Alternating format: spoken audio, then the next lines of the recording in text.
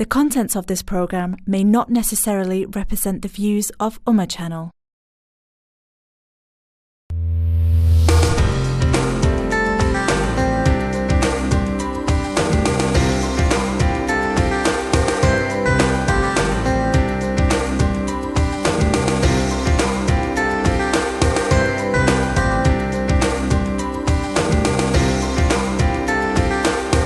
अस्सलामुअलैकुम वरहमतुल्लाहि ताला वबरकातुहू। वाला दर्शकों, ब्रेक पर जता पहला हाजर जनाब लंडन थी हाजी अहमद सुलेमान भाईना सवाल अने हजरतनी सेवामां रजू करीश के सवाल तो तमे सांभળી જ લીધો છે। તો અને મારા તરફથી તો અડધો સવાલ ગયો, પરંતુ હજરતને ખબર જ છે એટલે સલાતુ તસ્બીહની નમાઝ એ સુન્નતે મુસ્તહબ્બા છે, જેને જે પ્રમાણે તૌફીક મળે તે પ્રમાણે એને પઢી લેવી જોઈએ। મોટી રાતમાં એટલા માટે કે લોકો ભેગા હોય તો એ નમાઝ પઢી લેવામાં આવે તો માણસ એકબીજાને જોઈને ઇઝીલી પઢી શકે છે, એટલા માટે એ બહેતર છે। એનો સવાબ એટલો બધો આવેલો છે કે રસૂલુલ્લાહ સલ્લલ્લાહુ અલૈહિ વસલ્લમનું ફરમાન છે કે તમારા ઝાહિર બાતિનના પુરાના જે કંઈ બધા ગુનાહ હોય એ બધા જ ગુનાહ અલ્લાહ તબારક વ તઆલા એ નમાઝની બરકતથી માફ ફરમાવી આપે છે। સુબહાનલ્લાહ। પણ એમાં જે તસ્બીહ બતાવવામાં આવેલી છે એ કાઉન્ટના હિસાબે નિયુક્ત છે, એટલે કે એટલી જ પઢવામાં આવશે। રસૂલ પાક સલ્લલ્લાહુ અલૈહિ વસલ્લમે જે વસ્તુમાં આપણને ગણતરી કરીને બતાવેલી હોય તો એમાં આપણને ઓછું કરવાનું કોઈ પરમિશન નથી। એટલે ઓછી વધતી થઈ જાય, હા, ઓછી વધતી થઈ જાય તો આપણે બીજી રકાતમાં તેને મેળવી લઈએ, પણ એને 300 વખત કરવાની રહેશે। યા પછી આપણા દિમાગમાં કોઈ શક પેદા થઈ જાય કે ઓછી છે તો આપણે શકને દૂર કરવા માટે બીજી કોઈ પણ રકાતમાં એટલી વધારે કરી ને આપણે એ શકને દૂર કરી શકીએ છીએ, પણ એ આખી નમાઝમાં 300 વખત જે તસ્બીહ છે તે આવવી જોઈએ।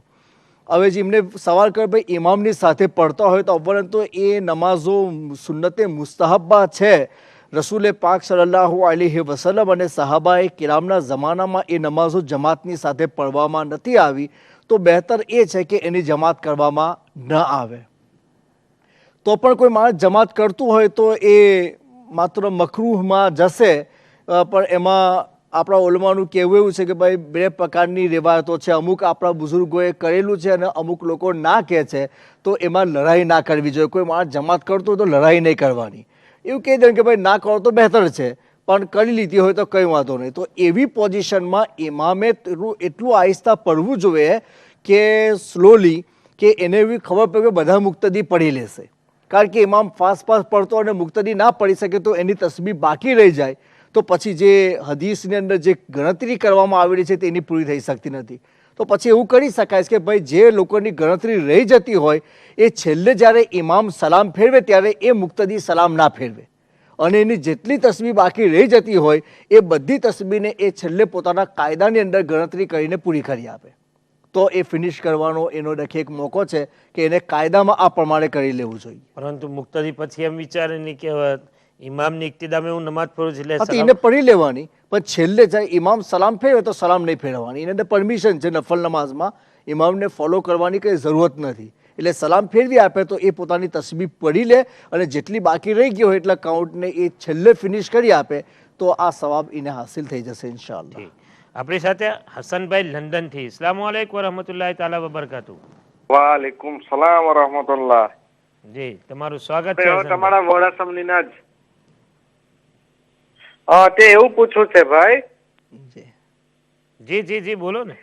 તે આ મગરિબ વખતે મારી માં હું જયારે નખ કાપવા બેહું ને તે મારી માં બહુ ચીકાલ્યો પાય કે મગરિબ પછી નખ ન કાપાય।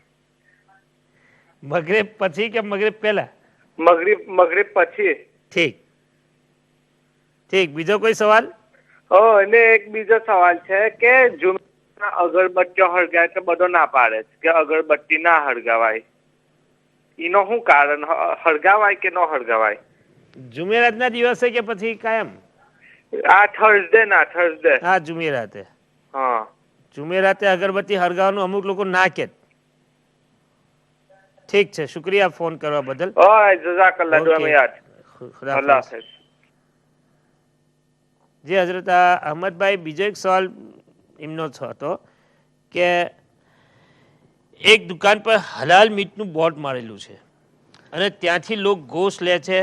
ગોશ લીધો, ખાધા પછી મતલબ કે થોડાક દિવસ પછી ખબર પડી કે ભાઈ તો ખોજાની દુકાન છે, તો શું હવે કરવાનું? ખોજાની દુકાન હોય કે ગમે તેની હોય, પણ આપણને એ મામલાતની અંદર શામિલ છે. જો આપણને એવી ખબર હોય કે એ લોકો જે ગોશ લાવે છે તે હલાલ જ લાવે છે તો પછી કંઈ વાંધો નથી. એટલે સ્લોટર હાઉસ જે હોય તો અહીંયા કંઈ દરેક માણસ નથી કાપતો. સ્લોટર હાઉસ હલાલ હોય તો પછી એ હલાલમાં શુમાર કરવામાં આવશે, એ ગોશ હરામમાં નહીં જાય. પણ આપણને ખબર હોય કે આ લોકો આવા છે તો એવા ડાઉટ મેં પડવું એના કરતાં બહેતર એવું છે કે થોડી દુકાન દૂર હોય તો કંઈ વાંધો નહીં, પણ જ્યાં આપણને દિલને ઇત્મીનાન થતું હોય તેવી જગ્યા પરથી લઈને આપણે ખાવો જોઈએ. સુભાનઅલ્લાહ. હજરત, આપણી પાસે થોડોક જ સમય બાકી રહે છે. આ સવાલો ઘણા છે, અમે એને પતાવી લઈએ. તો લેસ્ટરથી એક બેન જાણવા માગે છે કે મોટા નખ રાખી શકાય કે કેમ? નખ રાખવાની છેલ્લી મુદ્દત 40 દિવસ છે અને એ પછી મકરૂમાં જાય. જો આપણે ન કાપીએ તો છેલ્લામાં છેલ્લું 40 દિવસ, અને બહેતર એ છે કે દર અઠવાડિયે આપણે નખ કાપી લેવા જોઈએ. મોટા નખ કાપવાથી બરકતમાં પણ કમી આવી જાય છે, એટલે એવું ના કરવું જોઈએ. પણ કોઈના નખ મોટા હોય તો એ કુરાન શરીફ કે કશું પડવા માંગે તો પડી શકે. નખ કંઈ નાપાકીના હુકમમાં નથી, પણ એ કાપવાનો હુકમ એ અલગ વસ્તુ. અમુક લોકો ફેશનમાં મતલબ કે અમુક લેડીઝોની આદત હોય છે કે એ સુન્નતની ખિલાફ મોટા નખ રાખે છે. સુન્નતની ખિલાફ કહેવાય. હા, નન મુસ્લિમોની ઇક્તદા કહેવાય. બચવું જોઈએ એનાથી. રાઈટ. કદાચ બની શકે કે બેન બીજું એ પૂછવાનો મકસદ એવી હોય કે ભાઈ મોટા નખ હોય અને તેની પર નીલ પોલિશ કરેલું હોય. નીલ પોલિશ વજુ ના થઈ શકે. અચ્છા, નીલ પોલિશ લગાવેલું હોય, મોટા નખ હોય અને તેની પર નીલ પોલિશ હોય, ચાહે મોટા નખ હોય કે નોલા નખ હોય, અગર નીલ પોલિશ લગાવી રહ્યું હોય તો ગુસલ જ ના થાય, વુઝુ ના થાય. એટલે ક્લિયર વોર્નિશ લગાવે તો પણ ના થાય, ક્લિયર પર લગાવે તે પણ ના થાય. હા, અગર નખ મોટા હોય ને વુઝુ તમે કરીને કુરાન શરીફ પઢવા માંગતા હોય, નમાઝ પઢવા માંગતા હોય તો પડી શકાય, પરંતુ મોટા નખ રાખવા મકરૂહ છે. એ જ બેનનો બીજો સવાલ એ છે કે કુરાન શરીફ લઈને સોફાની ઉપર અમુક લોકો બેઠા હોય, નીચે બેઠા હોય, તો શું કુરાન શરીફ લઈને ઉપર નીચે બેસીને પઢી શકાય? કુરાન શરીફનો અદબ કરવો બહુ જરૂરી છે. તો જો બધા નીચે બેસીને પડતા હોય તો કંઈ વાંધો નથી, યા પડવાવાળા સોફા પર બેસે અને સાંભળવાવાળા નીચે બેસતા હોય તો પણ કંઈ વાંધો નથી. પણ એવું હોય કે ભાઈ અમુક માણસો ઊંચી જગ્યા પર બેસે અને અમુક લોકો નીચી જગ્યા પર બેસે, તો જે લોકો નીચે બેસીને કુરાન શરીફ પડે છે તો પેલા લોકો જે ચેર પર યા સોફા પર બેઠેલા છે એ લોકોની ઊંચાઈ કુરાન શરીફથી વધી રહેલી છે, તે એ કુરાન શરીફના અદબની ખિલાફ કહેવાય. એટલે મુસલમાનોએ એવું ના કરવું જોઈએ. કુરાન શરીફનો અદબ કરવો આપણી ઉપર બહુ જરૂરી છે, કારણ કે અલ્લાહ તબારક વ તઆલાની કિતાબ અલ્લાહે આપણને હિદાયત માટે આપેલી છે, એટલે એની જેટલી આપણે ઇજ્જત કરીએ એ ઓછી જ કહેવાય. એની ઇજ્જતનો હક તો આપણે અદા કરી શકતા જ નથી. સુભાન અલ્લાહ. हज़रत लीड से जनाब साद भाई ने सवाल किया है कि दाढ़ी शरीफ की शरीफ की शरई हद जो है मुट्ठी भर है कब्ज़ा, क्योंकि रसूल पाक सल्लल्लाहु अलैहि वसल्लम से जितनी भी रिवायतें हैं तो उसमें यही है कि भाई दाढ़ी को छोड़ दिया जाए. छोड़ दिया का मतलब उसको टच न किया जाए. तो उस हदीस का अगर एतमाद किया जाए तो उसके हिसाब से तो आदमी को दाढ़ी को टच भी नहीं करना चाहिए. लेकिन दूसरी रिवायतें तिरमिज़ी वगैरह में है हज़रत अब्दुल्ला बिन उमर रदी अल्लाह ताला अन्हु से कि हुजूर पाक सल्लल्लाहु अलैहि वसल्लम ने अपनी दाढ़ी मुबारक को एक कब्ज़े में लिया और जो बड़ा हुआ हिस्सा था उसको नीचे से कटवा दिया. तो इसका मतलब ये हुआ कि भाई हुजूर पाक सल्लल्लाहु अलैहि वसल्लम ने कब्ज़े तक कटवाई है, तो ये आखिरी हद इसकी यही है.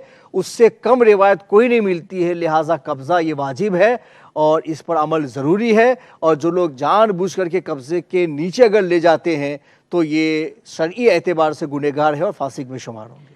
जी साद भाई, तो एक मुश्त दाढ़ी रखना वाजिब है, और एक मुश्त दाढ़ी इस तरीके से देखें कि भाई चारों तरफ से आपकी एक मुश्त ये दाढ़ी होनी चाहिए. अब ये हिस्सा काट सकते हैं, इसी तरह इस तरफ से भी, और ये दाढ़ी पकड़ के ये जो है इस तरीके से आप रखें, थोड़ी के नीचे ले जाएं इस तरीके से, और ये जो है इसको काट दें. तो इस एक मुश्त रखना वाजिब है. बहुत शुक्रिया. तो પ્રેસ્ટનથી ઇસ્માઇલ સાહેબ જાણવા માગે છે કે મસ્જિદ યા મદ્રસા માટે લોકો કર્જે હસના માગે છે, તો કર્જે હસનાનો અસલ મતલબ શું છે? કર્જે હસનાનો મતલબ એવો થાય છે કે ભાઈ જે કર્જની પાછળ તમે ઇન્ટરેસ્ટ ના લો, સૂદ લેવામાં ના આવે, કારણ કે સૂદ ઇસ્લામમાં હરામ છે. તો આપણે કોઈની હેલ્પ માટે જે કર્જ આપે તેને કર્જે હસન કહેવામાં આવે છે. હવે રહી ગયું કર્જ આપવાવાળો જ્યારે તમારી સાથે કોઈક વાયદો કરે કે મારે આ વાયદા પર મારા પૈસા પરત જોઈએ, તો ઇસ્લામી શરીયતના હિસાબે તમારે એ વાયદાની ઉપર અમલ કરવો જરૂરી છે અને એની પર પૈસા પરત આપવામાં આવશે. હા, તમારી પાસે ન હોય તો આપવાવાળાએ એને મોહલત આપવી જોઈએ કે હુઝુર પાક સલ્લલ્લાહુ અલૈહિ વસલ્લમનું ફરમાન છે કે જે માણસ કર્જની અંદર મોહલત આપશે તો જ્યારે એ જરૂરતમંદ થશે તો અલ્લાહ તબારક વતાલા એની બારગાથી એને મોહલત આપશે. તો એટલા માટે મોહલત આપવી જોઈએ, પણ જેને વાયદો કર્યો હોય તે પોતાના વાયદા પ્રમાણે તમારી પાસે માંગ કરી શકે છે. મહેબૂબભાઈ લેસ્ટરથી જાણવા માંગે છે કે મારી બહેનનો છોકરો 13 વર્ષનો છે, તે તોફાની છે, તેનો કોઈ વઝીફો? એનો વઝીફો એ છે કે એમને સૂરે ફલક અને સૂરે નાસ જે છેલ્લી 2 સૂરતો છે એને 100 વખત પઢી લેવામાં આવે. અવ્વલ આખિર દરુદ શરીફ અને બિસ્મિલ્લાહ સાથે પઢવામાં આવે. 100 વખત પઢીને પાણીની કોઈ બોટલની ઉપર દમ કરી લે અને ખાવા પીવામાં એ પાણી યુઝ કરવામાં આવે તો ઇન્શાઅલ્લાહ એના અખલાક સારા થઈ જશે. સુબહાનલ્લાહ. બોલ્ટનથી સરફરાઝભાઈ જાણવા માંગે છે કે હરમ શરીફ અને મસ્જિદ નબવી શરીફના ઇમામ પાસે નમાઝ પઢી શકાય? કોઈ પણ માણસ એવો હોય કે જેના અકીદામાં આપણને ડાઉટ જતો હોય યા એનો અકીદો એવો હોય કે જે અકાયદે અહેલે સુન્નત વલ જમાતથી હટીને હોય તો એવા કોઈ પણ માણસને ઇમામ બનાવવો જાયઝ નથી. લંડનથી ઇકબાલભાઈ જાણવા માંગે છે કે નમાઝમાં ઓરત એરિંગ અને બંગડી પહેરી શકે છે? પહેરવાથી કંઈક વાંધો નથી, જ્યારે કે જાયઝ હોય એટલે કે સોના કે ચાંદીની હોય, એ સિવાય બીજા કશી ધાતની જો પહેરતી હોય તો નમાઝ મકરૂહ તેરી બી થશે અને એને પહેરવાનું પરમિશન નથી. પણ જો સોના ને ચાંદીની હોય તો પહેરી શકે છે. બલકે આલા હઝરત ફાઝિલ બરેલવી રદિયલ્લાહુ તાલા અન્હુના ફતવામાં એટલું લખવામાં આવેલું છે કે ઓરતે ઝેવરાત પહેરીને નમાઝ પઢવી વધારે બહેતર છે કે એ અલ્લાહ તબારક વતાલાની બારગાહમાં હાજરી આપે છે. તો જો એ બનીને જતી હોય તો એના માટે એનું પરમિશન છે અને એ એવું કરી શકે છે. બલકે બહેતર છે કે એ પહેરે, હા, ઉઘાડી ના રહે, એટલે કે બંગડી ને બધું કાઢીને બ્યુટીને એમને પરમિશન આપવામાં આવેલું છે તો એને બ્યુટી કરીને જવાનું પરમિશન છે. ઠીક છે.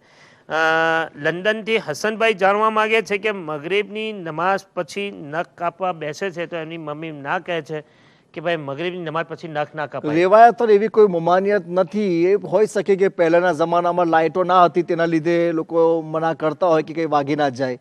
આ જમાનામાં એવો કોઈ પ્રોબ્લેમ નથી, એટલે બસ જ્યારે તમારે કાપવો હોય કાપી શકો છો. જુમેરાતે અગરબત્તી ના સળગાવાય અમુક લોકો એમ કહે છે. જે લોકો એવું સમજે છે કે ભાઈ આપણે લોકો જે સુન્ની લોકો અગરબત્તી સળગાવીએ છીએ એટલા માટે સળગાવીએ છીએ કે આપણે એવું સમજીએ છીએ કે ભાઈ મુર્દાની રૂહો આપણા ઘરે આવે છે અને આપણે ઈસાને સવાબ કરીશું, એમનો તોહફો એમને મળશે અને એની riવાયતો આવી છે. અને હઝરતે મુહદ્દિસે અબ્દુલ અઝીઝ રહેમતુલ્લાહ તાલા અલૈહ પણ એની riવાયતો નકલ કરેલી છે. આલા હઝરતે બાકાયદા એની ઉપર એક રિસાલો લખેલો છે કે હદીસ શરીફથી સાબિત છે કે મુર્દાની રૂહો જુમેરાતના દિવસે એમને પરમિશન આપવામાં આવે છે અને એ રિશ્તેદારોના ઘરે જાય છે, એમને તોહફો મળે છે ઈસાને સવાબનો તો ખુશી ખુશી જાય છે અને ન મળે તો માયુસ થઈને જાય છે. એટલા માટે એવું કરીએ કે એમની રૂહો ના આવતી હોય તો એને ઇસ્તેકબાલ વેલકમ ઘરની અંદર ખુશ્બુ કરવી કોઈ નાજાયઝમાં નથી. એટલે એ જો કહેતા હોય તો એ બધું ખોટું છે અને એને બિદતમાં લઈ જતા હોય તો પણ ખોટું છે. રસૂલુલ્લાહને ખુશ્બુ પસંદ હતી અને ખુશ્બુ જન્નતની એક વસ્તુમાંથી છે.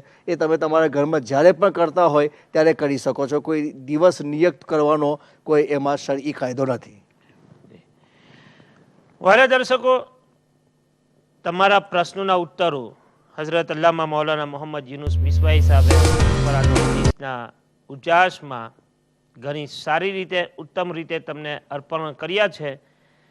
તો હઝરત અલ્લામા મૌલાના મોહમ્મદ યુનુસ મિસબાઈ સાહેબનો હું તે દિલથી શુક્રિયા અદા કરું છું અને આભારી છું કે અલ્લાહ તાલા એમના ઇલ્મ અમલમાં બરકતો અતા ફરમાવે અને જે પ્રમાણે એ તમને દીની માલુમાત આપે છે એમની અલ્લાહ તાલા ઉમર લાંબી ફરમાવે અને મરતાની ઘડી સુધી લોકોની ઇસ્લાહ ફરમાવતા રહે અને દીને ઇસ્લામની ઇશાઅત અને દીનની તાલીમ જેવી રીતે આમ કરે છે તેવી જ રીતે કરતા રહે. તો એમનો પર આભારી છું. આજના કાર્યક્રમના પધાર્યા તમે સર્વે પણ આ કાર્યક્રમને ખૂબ જ મોહબ્બતથી પ્રેમથી જોયો, ફોન કરવાની કોશિશ કરી અને ઘણા કોલર ફોન પર આવ્યા અને એમને એમની અવાજ સંભળાવી, એમનો મસલો અમારા સુધી પ્રશ્નો પહોંચાડ્યા. તે બદલ દરેક દર્શકનો, દરેક કોલરનો હું આભારી છું.